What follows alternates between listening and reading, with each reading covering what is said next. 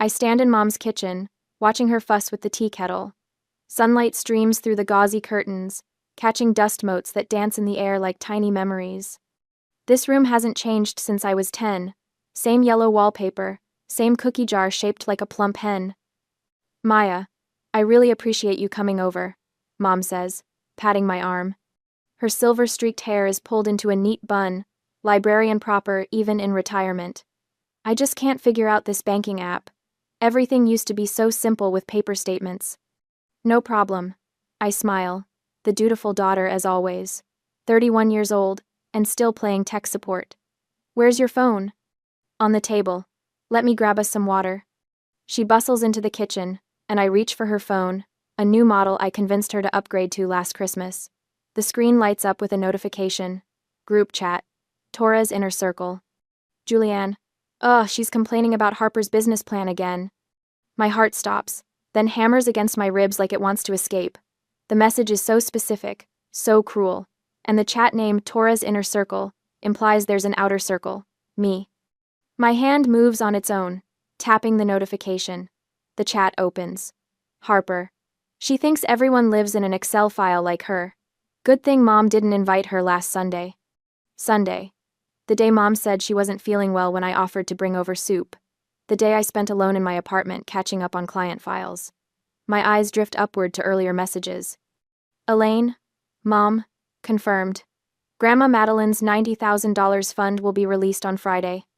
Julianne. Perfect. I'll use my $45,000 for the kids' UNC college fund. Already told my husband.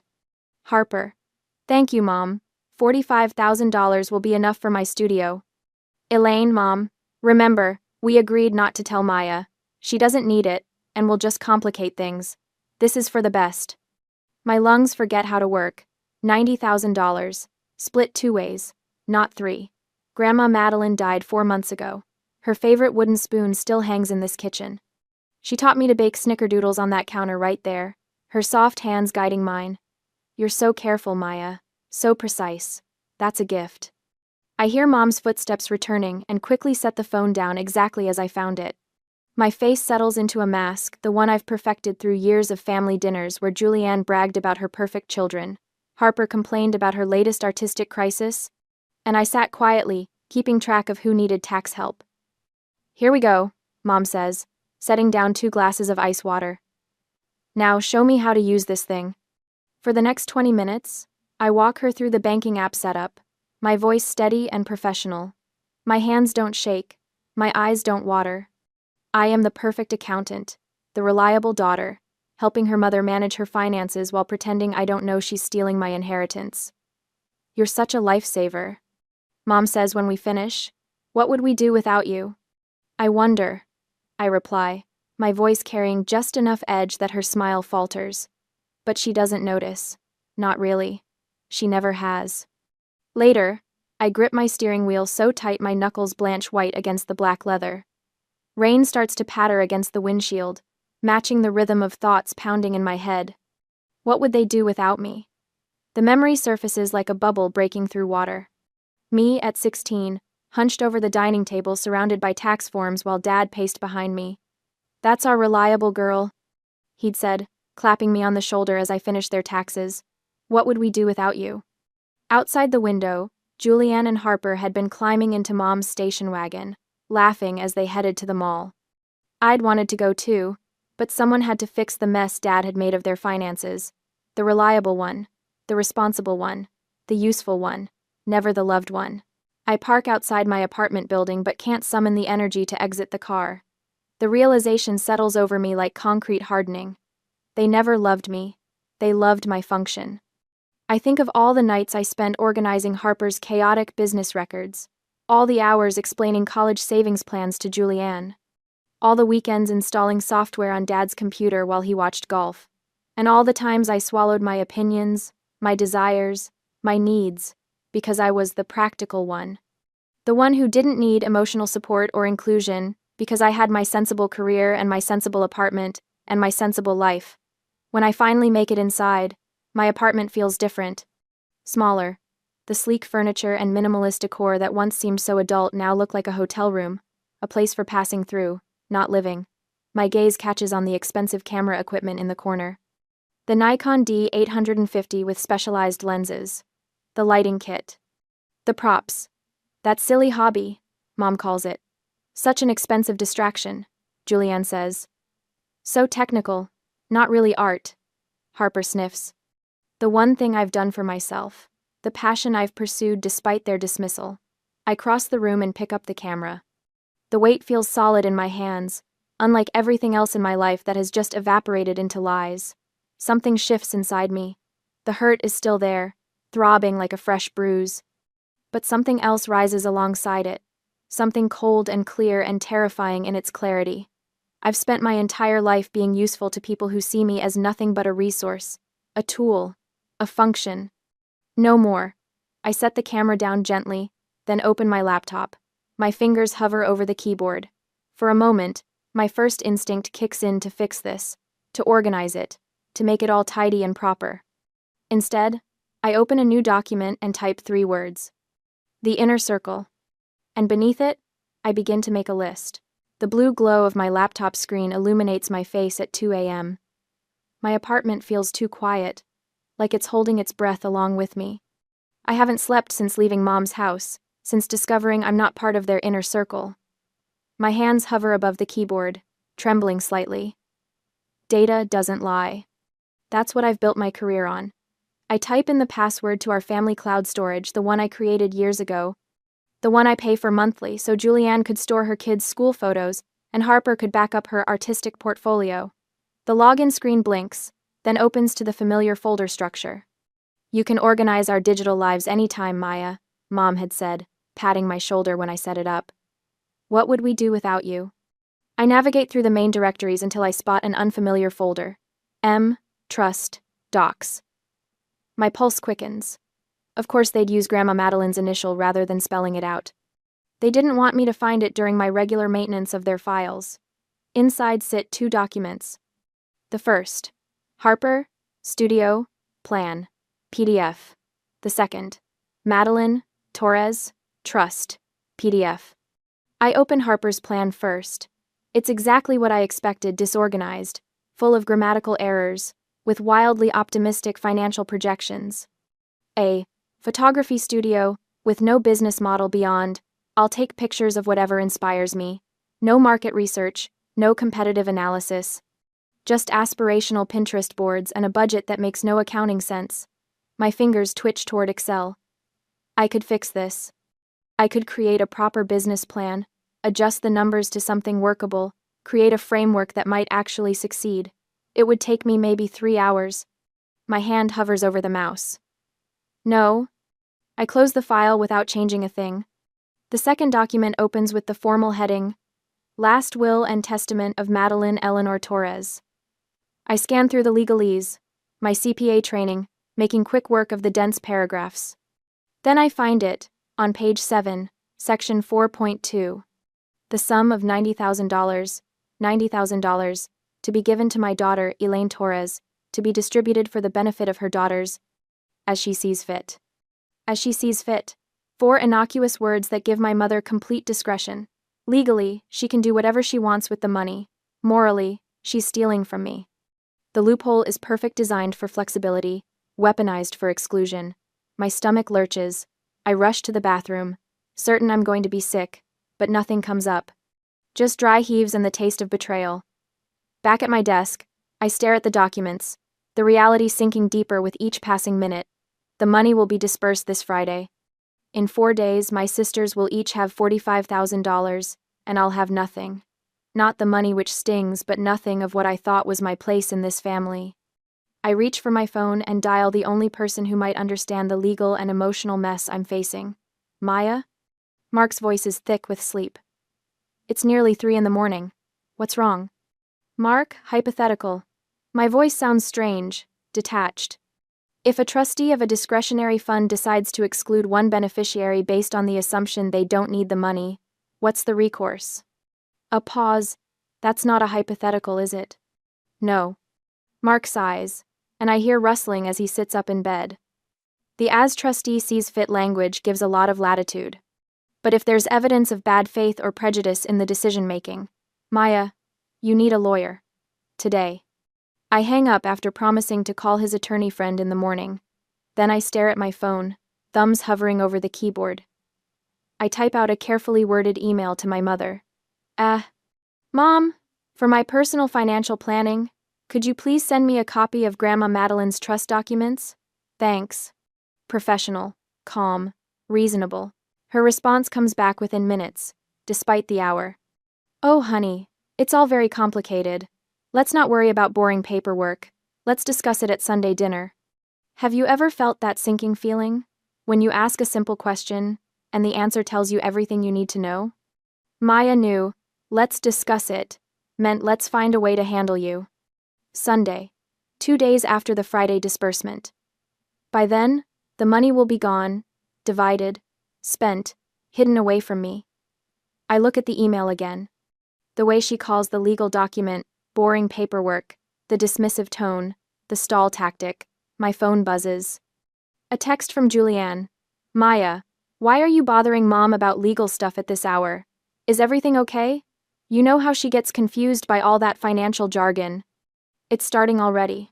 The coordinated defense, the gaslighting, making me feel unstable for asking a simple, direct question.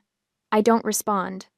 Instead, I take screenshots of everything: the hidden folder, the trust document, the emails, the texts, and save them to a new folder on my personal drive labeled Evidence. For the first time in my life, I'm seeing the pattern clearly.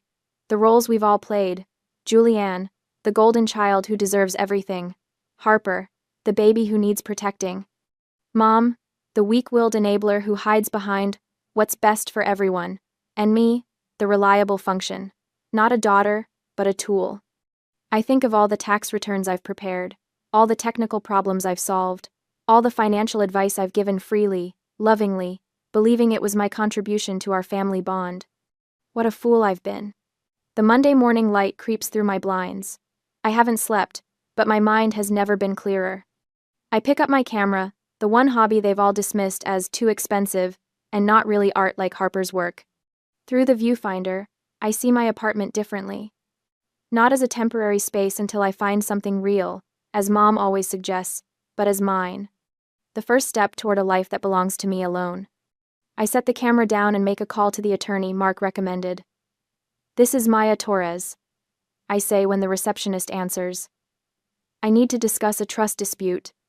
My voice doesn't waver. For the first time, I'm not fixing someone else's problem. I'm solving my own.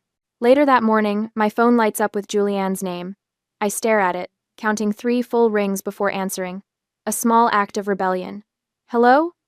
I keep my voice neutral. Maya, thank God. Julianne's voice drips with manufactured concern. Mom's really upset. You're making her feel grilled. What's this about the trust? You know you're always so intense about money. We're just worried about you. A familiar heat rises in my chest, the burn of being misunderstood, misrepresented, manipulated. Classic Julianne, twisting reality until I question my own perceptions. Gaslighting, wrapped in sisterly concern. The old Maya would have apologized. The old Maya would have backpedaled, desperate to smooth things over. I take a slow breath. Julianne, I'm simply requesting a financial document. It's not intense. It's standard practice. Please have Mom send it. Silence crackles through the connection. I can almost see her face, the widened eyes, the slight parting of lips. She expected me to fold like a cheap lawn chair. Well, that's not. She stumbles over her words, then snaps. Whatever, Maya, and hangs up. I set my phone down, surprised by the steadiness of my hands. A strange calm settles over me, like the quiet after a thunderstorm. Later that evening, I type out a message to the family group chat, not the inner circle. Of course, but the one where I'm included. Family dinner tomorrow at 6? I have some important financial news to discuss. I know exactly what I'm doing. They can't resist those magic words, important financial news. In their world, it might mean tax loopholes or investment opportunities. Something they can extract from me. Tomorrow arrives with unseasonable heat, thick and oppressive. I park in front of my parents' brick colonial, the house where I learned to be useful instead of loved. I straighten my blouse, grab my leather portfolio, and walk to the door like I'm heading into a board meeting. Inside, the air conditioning blasts against my skin. The dining room table gleams under Mom's good china. Dad fusses with a bottle of wine while Mom arranges a centerpiece of late-season dahlias. Harper slouches in a chair, scrolling through her phone. Julianne arranges her napkin in her lap, her posture perfect. Maya, Dad booms, as if volume can substitute for warmth. Come in, come in. Wine? No, thank you. I slide into my usual chair, the one with the wobbly leg that no one else wants. Mom sets a platter of roast chicken on the table. So what's this financial news? Did you get a promotion? Dinner progresses with painful small talk. Dad rambles about his golf game. Julianne brags about her oldest son's soccer tournament. Harper mentions a gallery showing interest in her work. I pick at my food, letting the tension build until I can't stand it anymore. I set my fork down with a soft clink against bone china. I know about the inner circle. The silence is absolute. Even the house seems to hold its breath. And I know what you're all planning to do with Grandma Madeline's $90,000. Mom's hand flutters to her throat. Dad's jaw tightens. Harper stares at her plate, but Julianne recovers first, her voice controlled, reasonable. Look, Maya, you're successful. You have a great career. She leans forward, her diamond tennis bracelet catching the light. Do you know how expensive tuition at UNC is? My kids need to go to college. Harper needs a start. This is about real need. Don't be so selfish. The word selfish lands like a slap. How many times have I stayed up late fixing their tax returns? How many weekends have I sacrificed installing software on Dad's computer? How many hours have I spent organizing Harper's chaotic business records? Mom twists her napkin, the linen wrinkling between her fingers. We didn't want to make it awkward for you. Legally, I'm the trustee anyway. Dad pushes back in his chair, the legs scraping against hardwood. Don't be disrespectful, Maya. It was a family decision. A family decision. The three words echo in my head, revealing the truth with perfect clarity. A family decision made without the family member who spends her life making their lives easier. I look at them, one by one. Mom, with her pinched expression. Dad, red-faced and defensive. Julianne, self-righteous. Harper, uncomfortable but silent. A family decision. I repeat softly. So that's it. I stand up. I don't yell. I don't cry. The calmness that settles over me is strange and powerful. Thank you for the clarification. Maya, don't be dramatic. Julianne starts, but I'm already walking away. I turn at the doorway, looking back at the tableau they make, frozen in their seats, silverware suspended, faces caught between anger and uncertainty. Enjoy your dinner. The front door closes behind me with a quiet click that feels more final than a slam. In my car, I sit with both hands on the wheel, but don't start the engine. The spring evening wraps around me, fireflies beginning to pulse in the gathering dusk. Through the dining room window, I can see them resuming their meal, heads bent together in urgent conversation. For the first time, I see them not as my family but as strangers, connected to me by accident of birth. People who would take what is mine because they've decided I don't need it. I drive home, my mind crystallizing around a new purpose. At my apartment, I open my laptop and create a new document. I type every word they said tonight, recording the conversation verbatim while it's fresh in my memory. I date it, title it, Dinner, Confrontation, Memo, PDF, and save it. Then I email the memo, the trust documents I found, and my discovery notes to the probate lawyer Mark recommended. His response comes an hour later. They have the legal high ground on the discretionary clause, but this memo shows clear collusion and bad faith. What do you want, Miss Torres? I glance at my camera equipment sitting in the corner, the one passion they've dismissed as a silly hobby, an expensive distraction, not really art. What do I want? My fingers hover over the keyboard, then type with perfect clarity. I want my share. And then, I want to be free. My lawyer's settlement and release agreement sits on my laptop screen, stark and professional. None of the emotion that's been choking me for days appears in this document. Just clear, concise, legal language stating what I deserve. My 1/3 share of Grandma Madeline's money, $30,000 in exchange for releasing my mother from any further claims. This is straightforward, my lawyer had said during our call. No judge would view this as unreasonable. It's literally asking for your fair share, nothing more. I stare at the send button for a full minute before clicking it. The email wings its way to my mother, with Julianne and my lawyer copied. Then I close my laptop and wait. Hours pass, no response. I check my phone obsessively, watch the clock tick past dinner time, and still nothing. By 10 p.m., I've convinced myself they're consulting their own lawyer, drafting a careful response. My sleep that night comes in broken fragments. The notification ping startles me awake at 6:17 a.m. Thursday. I grab my phone, expecting an email, but it's Instagram instead. Harper has posted. My thumb hovers over the notification, a knot forming in my stomach. The image fills my screen. Harper, her eyes red-rimmed, one perfect tear sliding down her cheek. The calculated vulnerability in the photo hits me like a slap. So heartbroken. Her caption reads, "I'm trying to follow my dream and start my own business, but my own sister is trying to take my funding away. Some people just value money more than family." My hands shake as I read it again. The comment section already has sympathetic replies from her friends, people I've known since childhood offering support, expressing shock at my apparent cruelty. Before I can process this public ambush, my phone buzzes with a text, then another, and another. Aunt Deborah. Maya, what's this about you bullying Harper? Uncle Tom. Disappointed to hear you're causing trouble for your sisters. Cousin Rachel. Family should come first. I thought your parents raised you better. The avalanche continues. By 7 a.m., my phone has become a portal to a world where I'm suddenly the villain in a story I didn't write. I don't reply to any of them. Instead, I take screenshots of every post and text, saving them to a folder I label Public, Smear, Campaign.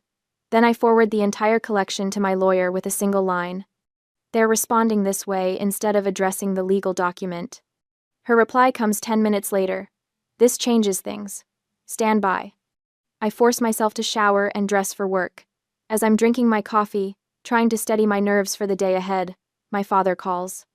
I almost don't answer, but some residual sense of obligation makes me pick up. Maya.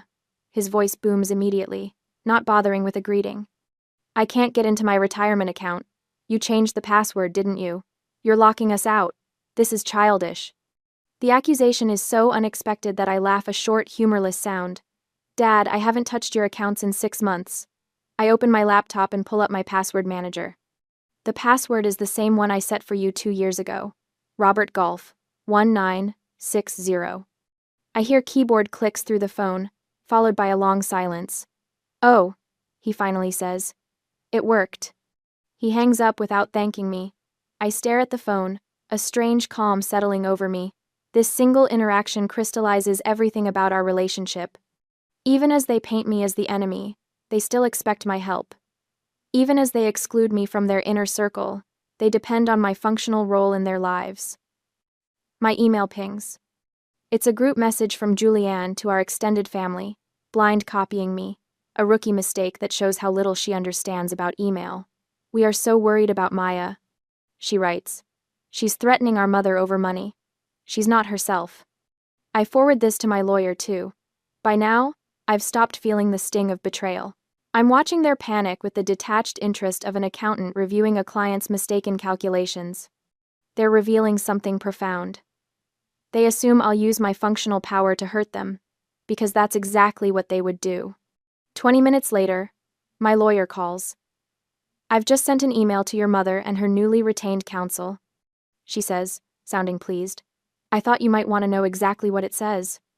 She reads it to me, and I feel the corner of my mouth twitch upward. My client offered a simple, fair settlement, the email states. In response, your clients have initiated a coordinated public smear campaign. See attached. My client will no longer be accepting $30,000. The new offer is $35,000 covering her share plus legal fees and damages for defamation. You have 24 hours to accept, or we will see you in probate court to formally contest the entire distribution based on trustee bad faith. Your choice. I sit there, phone pressed to my ear, stunned by how precisely this email captures what I couldn't articulate, that their response has only strengthened my position. Their panic has exposed the truth they know they're wrong. Is that acceptable to you? My lawyer asks when I don't immediately respond. Yes, I say, and something shifts inside me. Actually, it's perfect. She chuckles.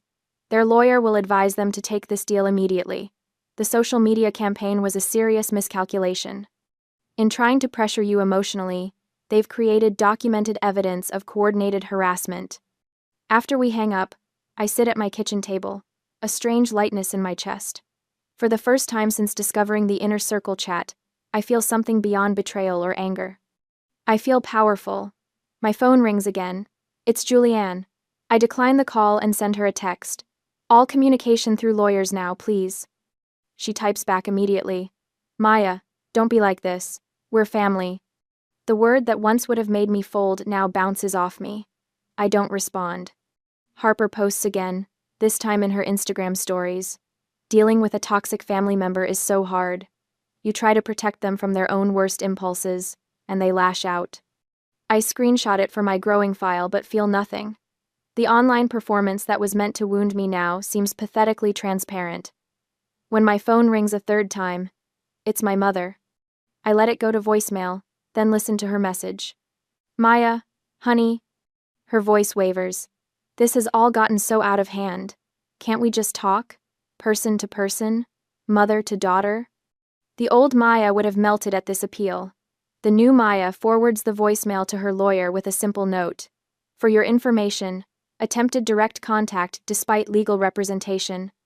By 5 p.m., I receive an email from my lawyer with settlement confirmed in the subject line. My mother's lawyer has agreed to the $35,000 payment, to be wired on Friday the same day the trust fund will be dispersed. Congratulations. My lawyer writes. They folded quite predictably once they realized their emotional tactics had backfired. The agreement will arrive for your signature tomorrow. I close my laptop and walk to the window of my apartment. Across the street, a young couple laughs as they walk their dog. A postal worker delivers mail. Cars pass. The ordinary world continues, unaware that mine has transformed. I pick up my camera, the expensive one my family dismissed as a silly hobby, and feel its weight in my hands. Through the viewfinder, I frame a shot of the evening light, casting long shadows across my living room floor. Light and shadow, clarity and darkness, the contrasts that make a composition powerful. I understand now what I couldn't see before. My family never valued me, only what I could do for them. But in trying to exclude me, they've accidentally set me free. On Friday morning, my phone buzzes on the kitchen counter. Mom's name flashes on the screen, bypassing the lawyer barrier we'd established.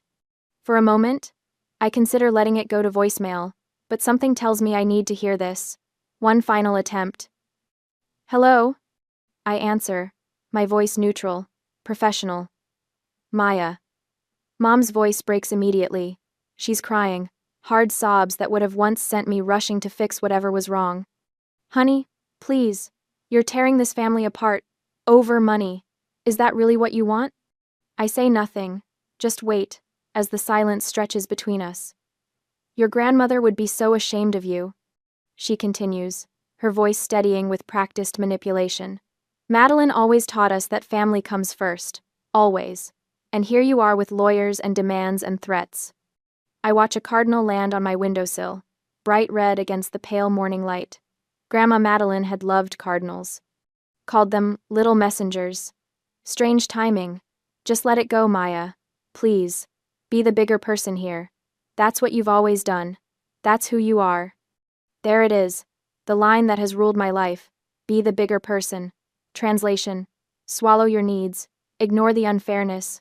Maintain the peace at your own expense. The ultimate test. My throat tightens, but not with the usual guilt or obligation. Something else rises in me, clear and cool as spring water. Mom, I say quietly, you tore this family apart. You did it in secret, in the inner circle. I'm just sending the bill for my exit. Maya, that's not fair. This isn't a discussion for you and me anymore. Please talk to my lawyer. Don't you dare hang up on me. Her voice rises, the sweetness vanishing. After everything we've done for you. I press the red button. End call. My hands should be shaking. My heart should be racing. I've never hung up on my mother in 31 years. Instead, I feel nothing but peace. Like setting down a heavy suitcase I've been carrying for decades. The cardinal flies away. I return to my coffee, take a sip. It's gone cold, but I drink it anyway. 20 minutes later, my phone rings. This time, it's my lawyer. Miss Torres. They've accepted the terms. $35,000. To be wired on today when the trust is dispersed. They're asking for a full release of claims. That's what we offered. I reply. Yes. She sounds slightly surprised. It appears your mother's lawyer convinced them this was the least damaging option. Do you want to proceed? Yes. I'll prepare the paperwork immediately. 3 hours. I go to work. I file tax extensions for clients. I eat lunch with Mark, who asks if I'm okay. I'm fine, I tell him. And for once, it's not a lie. That afternoon, my phone chimes with a banking alert. I checked the notification. Deposit? $35,000. Wire transfer. The money that was kept from me, that would have been secretly divided between my sisters without me ever knowing, now sits in my account. Not just the $30,000 I was owed, but an extra $5,000 for their attempt to smear my name. I look at the number for a long moment. $35,000. Enough for Harper to start her studio with money left over. Enough for a significant chunk of Julianne's kids' college funds. And for me? Freedom. I open my laptop and begin to type. To Elaine, Robert, Julianne, Harper. Subject: Formal disengagement of pro bono services. This email confirms receipt of the $35,000 settlement regarding the Madeline Torres Trust. As of this date, I am formally disengaging as your pro bono accountant and technical advisor. I pause, considering my next words carefully. This isn't about revenge. This is about setting boundaries.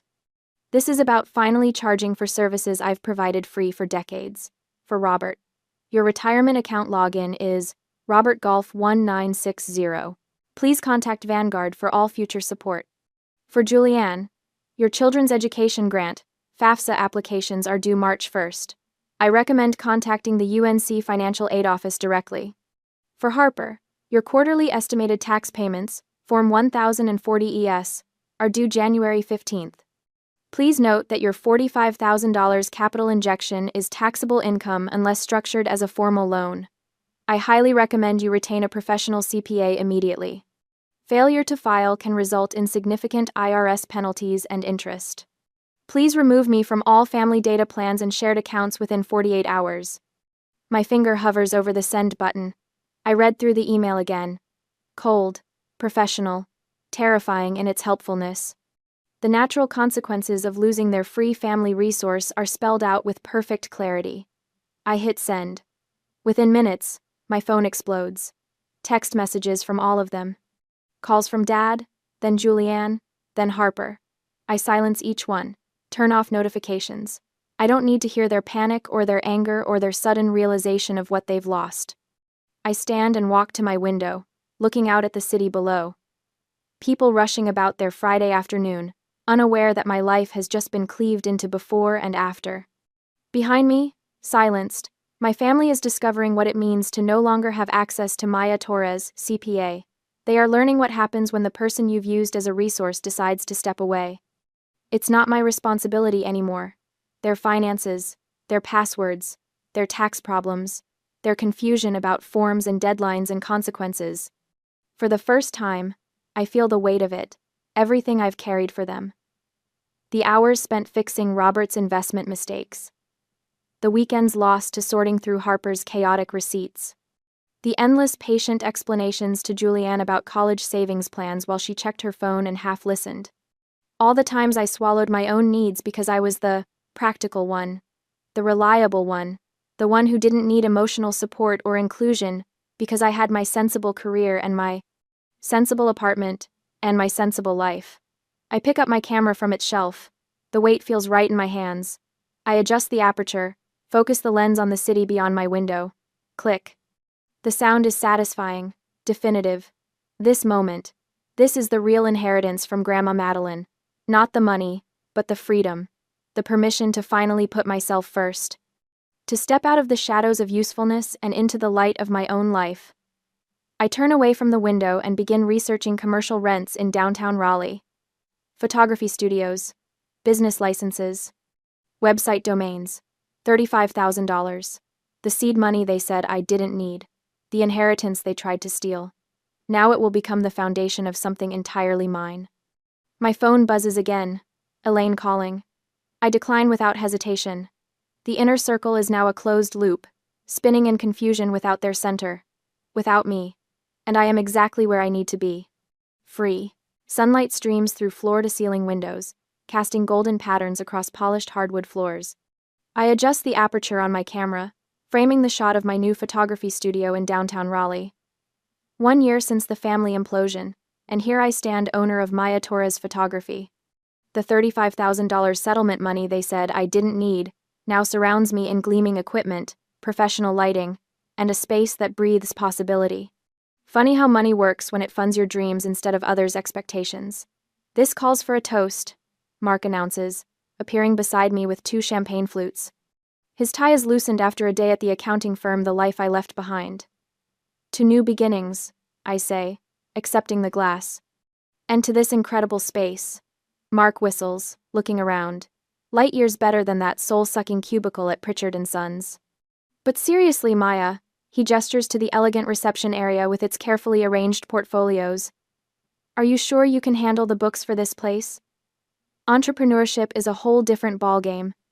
The question would have worried me a year ago. Now I laugh. A sound so genuine it surprises even me. I think I've got it covered. I tap my laptop where my meticulously organized spreadsheets live. Turns out, my accounting skills work even better when I'm the one benefiting from them. Mark clinks his glass against mine. 2 skills well applied, then. I walk him toward a wall display featuring my latest corporate headshot series. CEOs and executives who once intimidated me now pay premium rates for my eye, my perspective. The irony doesn't escape me, they value what my family dismissed as a hobby. Did I tell you? Mark asks, pausing at the threshold. I saw your feature in Raleigh today. 40 under 40 is no small accomplishment. Pride warms my chest. Last year's recognition hadn't come for tax expertise or financial wizardry, but for building a thriving creative enterprise from scratch. For living authentically. Thanks for believing in me when I barely believed in myself, I tell him. After Mark leaves, I spot Amber, my assistant, frowning at her phone. She's 24, talented, with the same hunger for photography I had at her age. Everything okay? I ask. She sighs. My dad, another lecture about getting a real job with benefits, says I'm wasting my time with artsy stuff. Her fingers make frustrated air quotes. The words strike a chord so familiar it vibrates through my bones. I set down my camera and face her directly. Amber, listen to me. Your value isn't based on what you do for them. It's based on who you are. I gesture to her portfolio on the desk, images that capture emotion and light with rare intuition. Go build your life. You have my full support. Her eyes widen slightly, absorbing words I wish someone had told me a decade earlier. Later that evening, in my apartment, I edit client photos while jazz plays softly. My phone buzzes with a text. I glance down and the familiar name freezes my fingers above the keyboard. Mom. Hi, honey. It's been a year. I miss you. Can we please talk? A year ago, this message would have unleashed a hurricane inside me. Now I feel oddly calm as I read it. The wound has scarred over, not gone, but no longer bleeding. I consider my reply carefully, typing and deleting several versions before settling on the truth. I'm glad you reached out. I've forgiven you all for my own peace. But I'm not interested in reopening that door. I truly wish you well. I switch the phone to silent and return to my editing. The photograph on my screen shows a young entrepreneur standing confidently in front of her new store. I adjust the light balance, bringing warmth to her expression, clarity to her surroundings. For the first time in my life, I feel completely at peace. My family punished me for my success but ridiculed my passion. They took my inheritance because they decided I didn't need it. They were right. I didn't need the $30,000. But I also realized I didn't need them.